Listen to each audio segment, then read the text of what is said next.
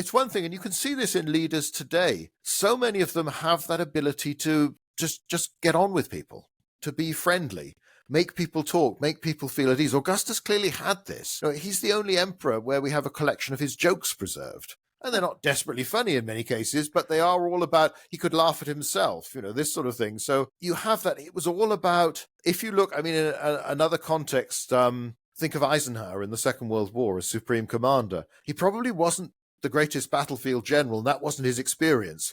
But that smile and that ability just to get on with these difficult personalities like Patton, like Montgomery, like so many of these prima donnas you had out there, you think, how could anybody else have done that job so well?